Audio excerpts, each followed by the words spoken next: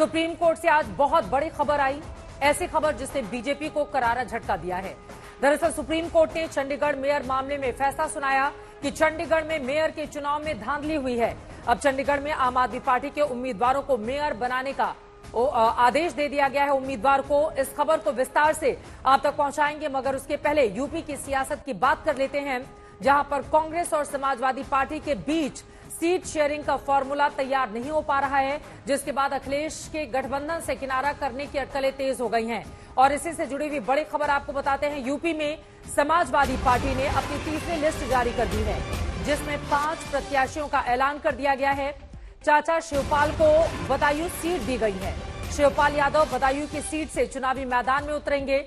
चौंकाने वाली बात यह है कि सीट से पहली लिस्ट में धर्मेंद्र यादव के नाम का ऐलान हुआ था, जिनकी जगह अब शिवपाल को प्रत्याशी बना दिया गया है। आपको बताते चले, बदायूं से पिछले लोकसभा चुनाव में धर्मेंद्र यादव हारे थे। इसके अलावा एसपी ने वाराणसी सीट से भी प्रत्याशी का ऐलान कर दिया है। सुरेंद्र सिंह पटेल को दिया गया है टिकट। वहां पर पटेलों की बड़ी तादाद है, लेकिन वाराणसी से खुद प्रधानमंत्री नरेंद्र मोदी उम्मीदवार अगर होते हैं तो उनके सामने होंगे सुरेंद्र सिंह पटेल। मोदी के खिलाफ कांग्रेस के प्रदेश अध्यक्ष अजय राय पिछले 2 बार से वहां पर चुनाव लड़ रहे थे। समाजवादी पार्टी की 3 लिस्ट में अब तक 31 उम्मीदवारों के नाम का ऐलान किया जा चुका है। समर्थ श्रीवास्तव हमारे संवाददाता जुड़ चुके हैं ज्यादा जानकारी के साथ। समर्थ, 31 उम्मीदवारों के नाम का ऐलान कर दिया गया है, लेकिन अभी तक अखिलेश यादव की सीट तय नहीं हुई है।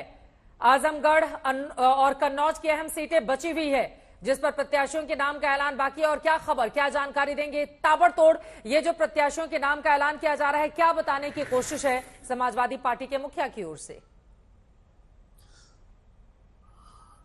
चित्रा, ये केवल एक लिस्ट नहीं है, बल्कि एक ये कह सकते हैं कि प्रेशर पॉलिटिक्स है समाजवादी पार्टी द्वारा, क्योंकि अखिलेश काफी इस बात से नाखुश है कि क्यों कांग्रेस की तरफ से सीट शेयरिंग में देर की जा रही है। शुरुआत से लगातार अखिलेश ने ये बात कही है कि आप उम्मीदवार बताएंगे तभी वो ग्राउंड पर जाएंगे और बूथ लेवल पर तैयारियां करेंगे, लेकिन अगर उम्मीदवार ही नहीं बताएंगे तो कैसे होगा। और यही रीजन है कि न्याय यात्रा में अखिलेश यादव शामिल नहीं हो रहे। तो वहीं दूसरी तरफ जिस दिन अखिलेश को रायबरेली की यात्रा में शामिल होना था, आप बताइए, उसी दिन 5 और प्रत्याशियों के नाम जारी होते हैं, जिसमें से बनारस का भी नाम सामने आता है। वाराणसी प्रधानमंत्री का संसदीय क्षेत्र है और ऐसे में अजय राय, क्योंकि पिछली बार बनारस से चुनाव लड़े थे, कयास से लगाए जा रहे थे कि हो सकता है कांग्रेस पार्टी अजय राय को ही उतार दे। और जितनी चर्चाएं थी वो ये थी कि कांग्रेस पार्टी जिन सीट्स को चाह रही है उनमें प्रायोरिटी पर कानपुर भी है, लखनऊ भी है और वाराणसी भी है।